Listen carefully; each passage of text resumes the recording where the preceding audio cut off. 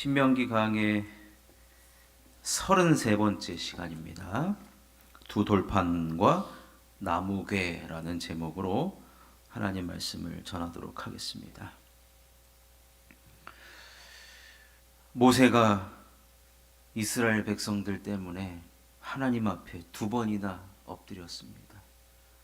엎드렸다는 말은 저들의 죄를 끌어안고 하나님 앞에 회개하는 용서의 기도의 무릎이었습니다.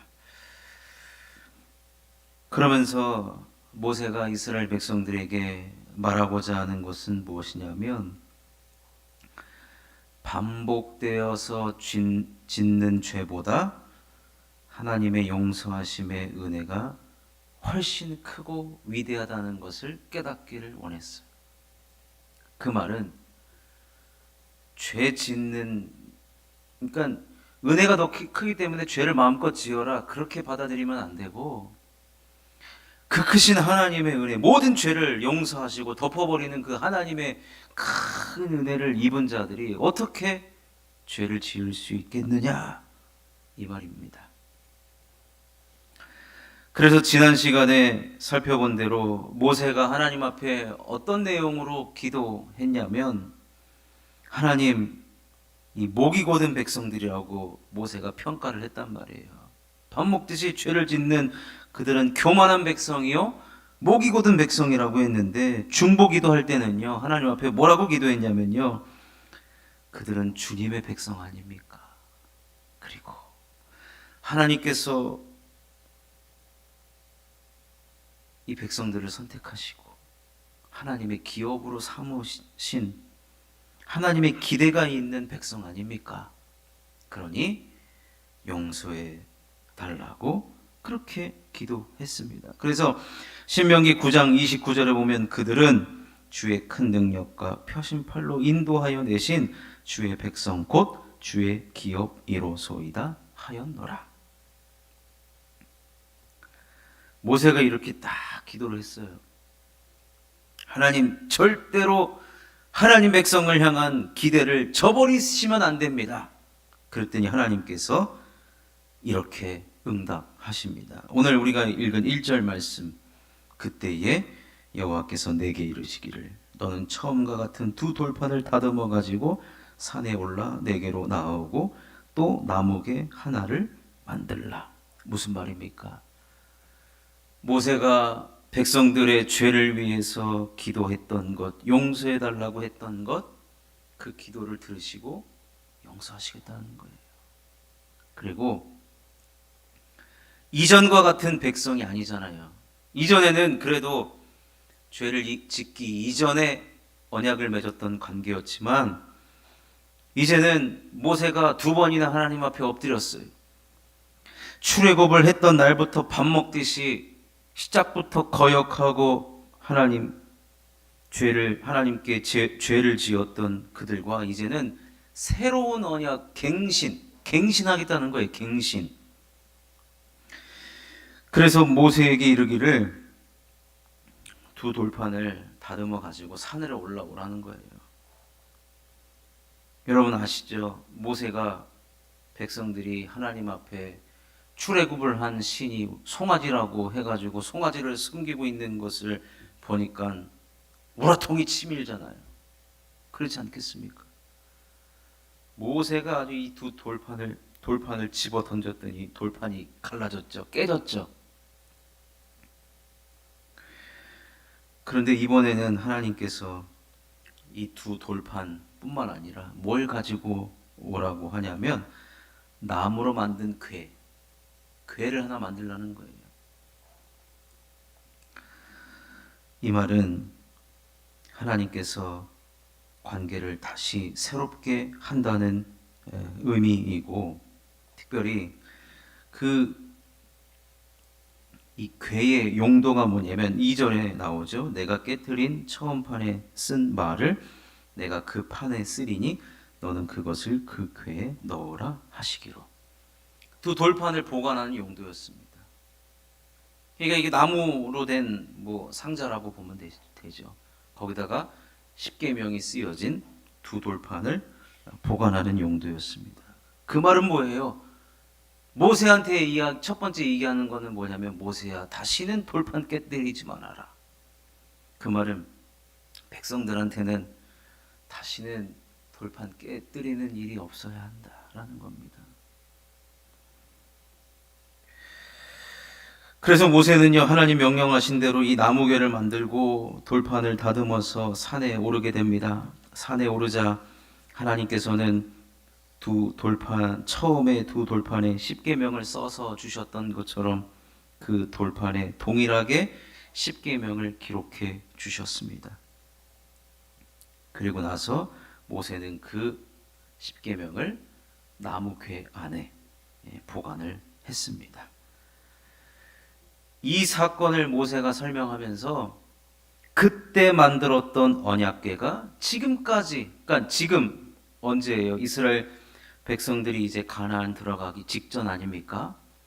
지금까지도 그 언약궤는 변함없이 언약궤 안에 십계명이 보관되어 있다라고 5절에 말씀하고 있습니다. 내가 돌이켜 산에서 내려와서 여호와께서 내게 명령하신 대로 그 판을 내가 만든 궤에 넣었더니 지금까지 있느니라. 아마 제가 봤을 때는 이 설교할 때 언약궤를 여기다 놓고 아마 보여주면서 설교를 했을 거예요. 이 안에는 그때 받은 새롭게 갱신된 언약의 상징인 두 돌판이 들어있다라는 것입니다. 그러면서 이제 이 언약궤를 들고 가나안에 들어가게 될 텐데, 가나안에 들어가서, 여러분 모세가 가나안에 들어갑니까? 못 들어갑니까? 못 들어가잖아요. 그러니까 이제는 내가 저거를 깰 일은 없지만 누군가로부터, 영적인 지도자인 누군가로부터 저 돌로 쓰여진 십계명 돌판이 깨어지는 일이 절대로 없어야 된다. 그 말은 하나님을 거역하며 살면 안 된다는 것입니다.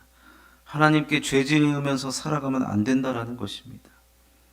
그것을 상징적으로 보여주고자 지금 이 나무궤에 들어가 있는 십계명 돌판을 설명을 하고 있는 것입니다. 그러면서 오늘 이제 설교에 6절에서 9절까지를 보시면 괄호로 묶어 있단 말이에요. 여러분 보통 우리가 일반적인 글을 읽을 때 이제 괄호에 쓰여진 글은 뭐 있어도 그만 없어도 그만 생략해도 됩니다. 부연 설명을 하는 것일 수도 있고. 그런데 6절에서 9절의 이 괄호는요, 이 언약궤의 중요성을 설명하고자 하는 일종의 밑줄 짝이에요. 밑줄 짝. 옛날에 그 학원 강사 선생님들 있잖아요. 칠판에다가 그냥 밑줄 쫙 두 줄 그으라고 별표 치고 당구장 표시하고. 이건 이제 그 기능이죠. 오늘 괄호는. 먼저 6절에서 9절을 두 부분으로 나눠지는데, 첫 번째 부분은 이제 이 아론이 죽었거든요. 아론의 죽음이 지금 기록되어 있습니다. 왜 아론의 죽음이 갑자기 나타나느냐? 지난 시간에 모세가 두 번째로 엎드렸을 때요. 하나는, 첫 번째는 백성들의 죄를 위해서 엎드렸던 사건이 나오고, 또 아론을 위해서만 모세가 또 엎드렸던 것이 나오거든요. 이 말은 하나님께서 이스라엘 백성과 아론의 죄를 용서하셨고, 용서받은 아론은 그 뒤에 어떻게 살아갔느냐?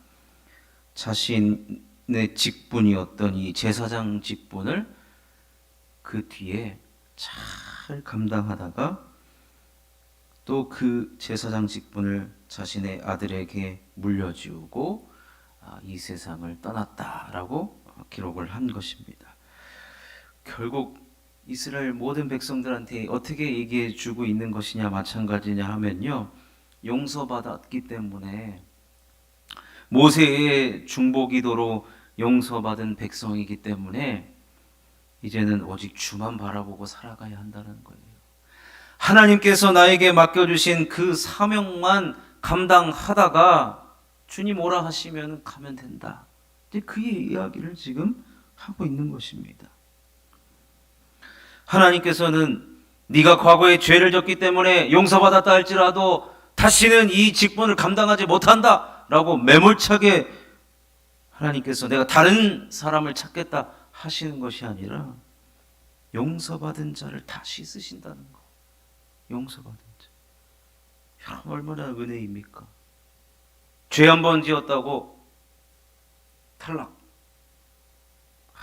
요즘에 하도 이 뭐 경연 프로그램 이런 게 많아요.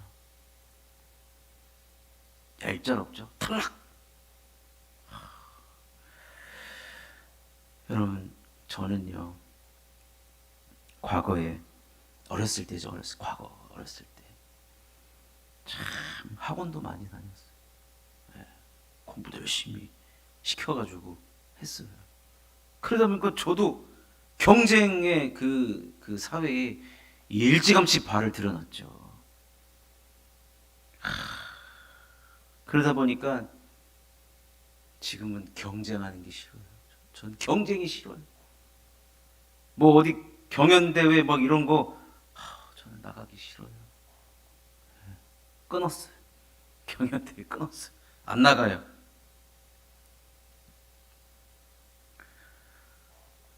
탈락되면 얼마나 스트레스입니까? 남과 경영 누구를 이겨야 되고 막. 근데 요즘에 막 예전에는 막 음악으로 경연대회 이런 걸 막 하는데 요즘에는 막 요리대회도 하고 그죠? 요리도 하고 막 힘자랑도 하고 막 다양해졌습니다.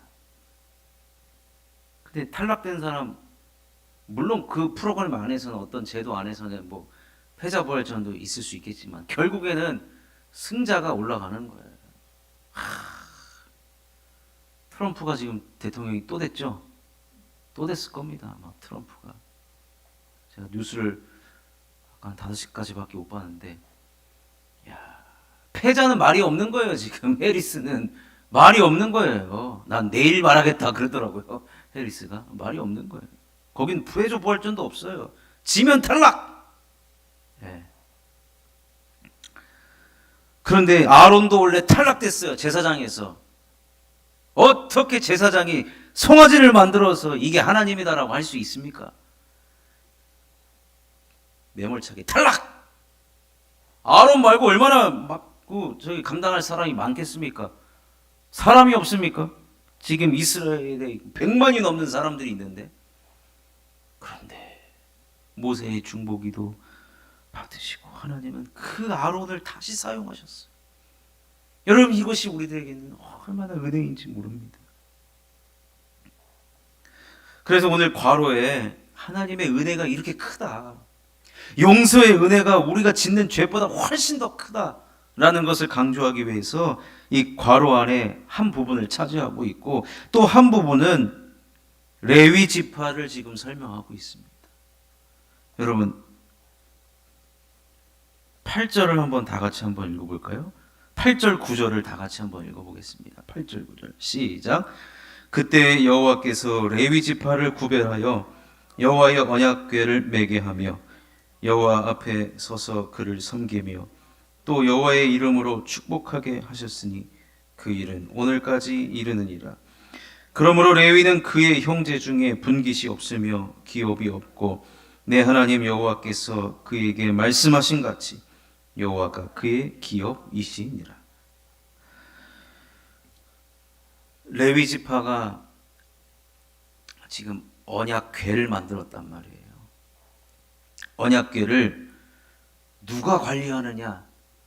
하나님께서 레위 지파를 구별했어요. 레위 지파를 특별히 선택하셨다는 거예요.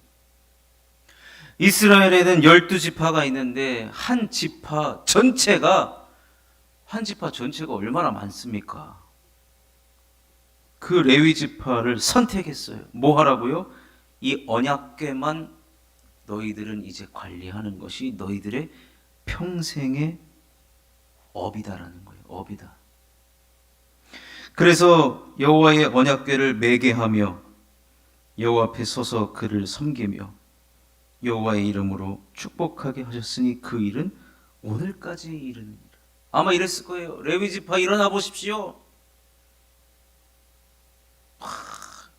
이 지파를 설명을 하는 거죠. 이 지파가 해야 할 일은 오직 언약궤에 관련된 일이다. 언약궤 안에 뭐가 들어있습니까? 십계명이 들어있지 않습니까? 즉 하나님 말씀을 전하고 하나님 말씀과 관련된 모든 것들을 레위 지파 이 한 지파가 감당하는 거예요. 그러면서 그들에게 여러분 축복권도 주십니다. 여호와의 이름으로 축복하게 하셨습니다. 대단한 겁니다. 여러분 당시에 여호와 이름도 입에 담을 수가 없었어요. 그런데 레위 지파만큼은 여호와의 이름으로 축복하게 하셨으니 이게 바로 축복권이에요. 축복권.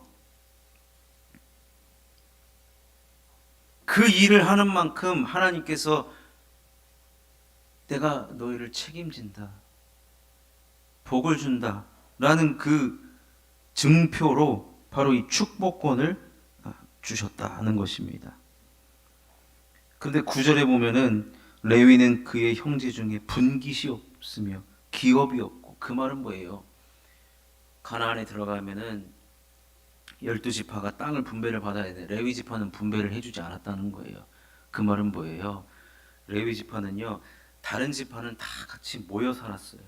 근데 레위 지파는 11개로 나눴어요. 사람들을 11개 지파로 다 들어가게끔 한 거예요. 들어가서 그들이 해야 될 일이 뭐예요?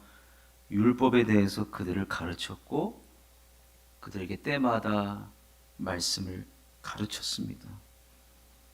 그래서 그들은 남의 지파에 가서 살게 되는데, 그러면 그 지파가 이 레위 사람들을 책임져 줘야 돼. 집을 줘야 되고 먹을 것을 줘야 되고 땅을 줘야 되고 생활할 수 있도록 책임져 줘야 됩니다. 그것이 뭐예요? 오늘까지 이르렀다. 오늘까지 이르렀다는 것은, 이것은 어느 한 시대에만 한정되는 것이 아니라 이 말은 주님 오실 때까지 이 일을 감당하는, 말씀을 담당하는 자를 이렇게 하나님께서 귀하게 여기니 이스라엘의 모든 지파는 이 레위 지파를 이렇게 동일하게 귀하게 여겨주라고 하는 것입니다. 이 제도는 지금 신약에 와서, 지금에 와서 레위 사람이 했던 일은 아마 거의 다 지금 목회자가 하고 있죠. 그래서 목회자가 하는 일 중에 하나가 하나님의 말씀을 가르치는 것이고 주님의 율법을 성도들에게 잘 가르치는 사역을 부여받았다는 것입니다. 그렇기 때문에 여러분, 하나님께서 구별하신 이 레위 지파뿐만 아니라 오늘날 이 목회자를 여러분 귀하게 여기셔야 됩니다. 그것이 우리 모두에게 복이기 때문에 그래요. 왜냐? 우리가 하나님 말씀대로 살아가도록 주의 말씀을 전해주기 때문에, 그것이 반드시 필요하기 때문에 그렇다는 것입니다. 이 부분은 모세가 뒤에 가면 이 레위인에 대해서 언급을 다시 합니다. 우리가 어떻게 레위인을 대해야 하는지. 중요한 것은 레위인이 하나님의 말씀을 맡았기 때문에 하나님이 그들에게 복을 주셔서 이 일을 감당하도록 하셨다는 거예요. 결국에는 언약궤에 담겨진 하나님의 말씀, 즉 율법이 얼마나 중요했기에 평생토록 이 일 하나만 하고 살아가라는 거예요. 그래서 이게 뭐 지금 할 얘기는 아니지만 최근에 목사님들의 이중직이 막 논란이 지금까지 되고 있죠. 해야 되느냐 말아야 되느냐. 이 레위인을 보면 논란이 종결이 됩니다. 사실은 더 이상 할 얘기가 없어. 성경이 이렇게 얘기하고 있습니다.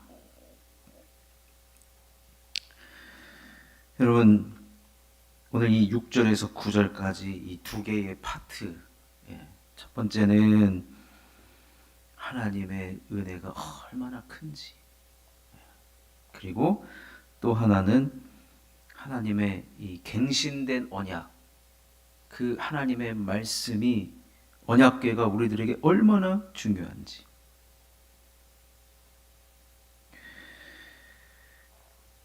이 말씀을 모세가 전하고 나서 10절과 11절을 보시면 11절을 보시면 여호와께서 내게 이르시되 일어나서 백성보다 먼저 길을 떠나라. 내가 그들에게 주리라고 그들의 조상들에게 맹세한 땅에 그들이 들어가서 그것을 차지하리라 하셨느니라. 이제 언약궤에 대한 설명을 다 마치고 나서 하나님께서요, 모세가 먼저 가라는 거예요. 백성들보다. 이제 가나안 땅에 가잖아요. 근데 모세 보고 먼저 가라는 거예요. 이게 뭐냐면 영적 지도자와 지금 백성들을 이제 분리를 좀 시켜놨거든. 거리두기가 지금 일어났습니다. 자, 왜 그러느냐? 이제는 모세가 걸어간 길을 보고 따라오라는 겁니다. 모세가 걸어가는 길을 보고 이스라엘 백성들은 따라가라는 거예요. 여러분, 먼저 길을 앞장서서 떠난다는 것은요, 쉬운 일이 아닙니다. 쉬운 일이 아니에요. 그리고 모세는 지금 혼자 간단 말이에요. 참 그 길은 외로운 길이죠. 옛날에 이런 말이 있습니다. 눈 오는 길 함부로 걷지 마라.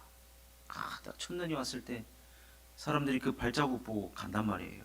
근데 엉뚱한 데로 가면은 다 그 사람들이 그쪽으로 가기 때문에, 그래서 눈 오는 길 함부로 걷지 마라.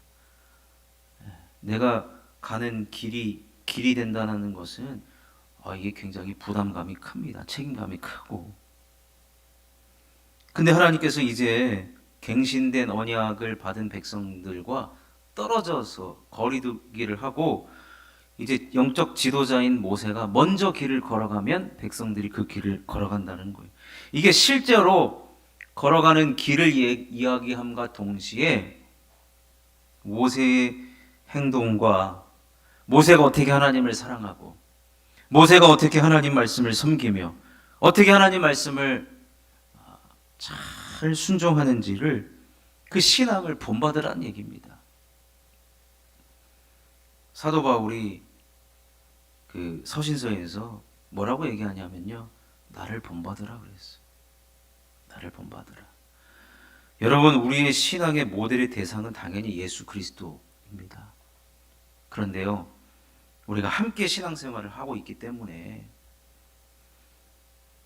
사도 바울은 영적 지도자를 본받아 그걸 목표로 삼고 그것을 훨씬 더 뛰어넘는 자가 되기를 원했던 거예요. 그래서 교회 공동체에 나를 본받으라 라고 썼던 것이죠.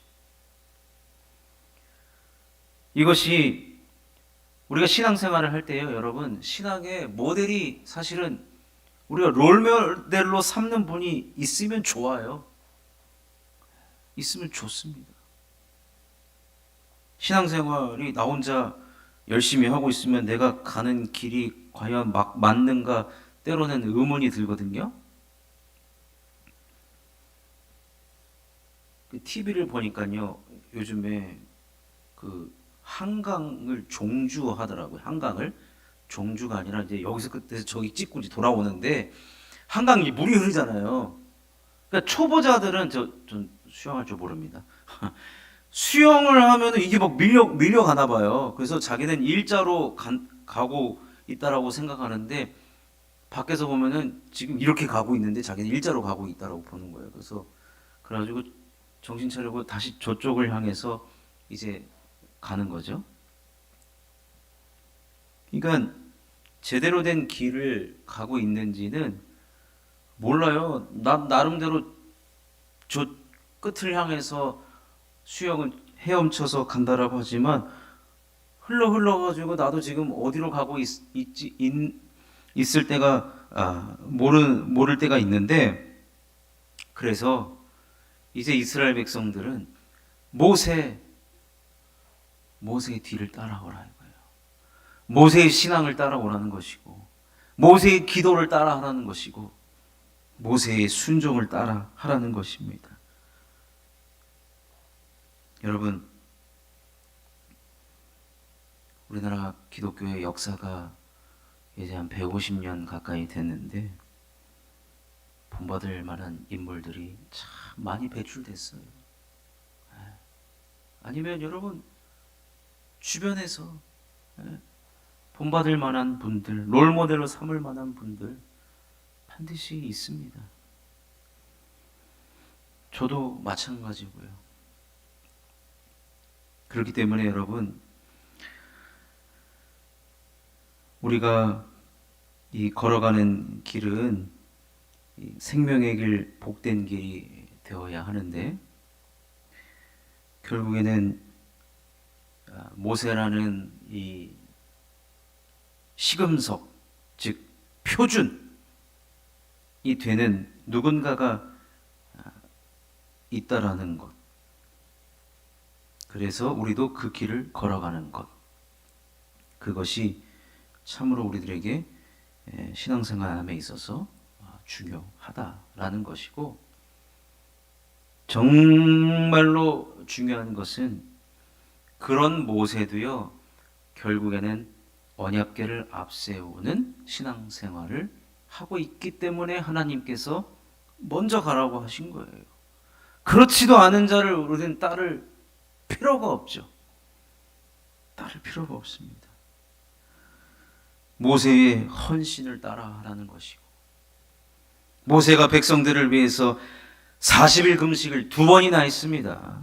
그의 희생을 따르라는 것이고, 그러다 보면 우리도 예수님의 헌신과 예수님의 희생을 기억하고 우리도 그 길을 걸어가면 우리 뒤에 누군가가 또 그 길을 따라오게 될 것입니다.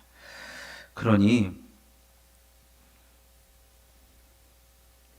우리가 종착해야 될 목적지는 어디냐면, 내가 그들에게 주리라고 그들의 조상들에게 맹세한 땅에 들어가는 것입니다. 그렇기 때문에 우리는 이 언약궤 말씀, 또 특별히 언약궤, 친히 언약궤가 되신 예수 그리스도를 우리는 따르며, 내가 곧 길이요 진리요 생명이라고 하신 그 주님의 뒤를 우리가 잘 따라가는 신앙생활, 그것을 오늘 우리들에게 말씀해 주고 있는 것입니다. 말씀을 맺습니다. 하나님은요, 모세의 중보 기도로 인하여서 새로운 하나님과의 언약 관계가 갱신되었어요. 근데 이전의 방법은 아니에요. 새로워진 방법은 뭐예요? 언약궤를 앞세우는 것이고, 그리고 그 언약궤를 앞세우는 영적 지도자인 모세를 따라가는 것이었습니다. 그리고 이 언약궤를 담당하는 레위 지파를 하나님께서 귀하게 여기듯이 이스라엘 온 공동체가 그렇게 하기를 원하셨던 것입니다. 그래서 온 이스라엘 백성들이 하나님의 말씀을 이전보다 훨씬 더 귀하게 여기기를 원하셨던 것입니다. 이것이 바로 생명의 길이고 복된 길을 걸어가는 것입니다. 우리 모두도 이 길을 함께 걸어가야 할 줄로 믿습니다.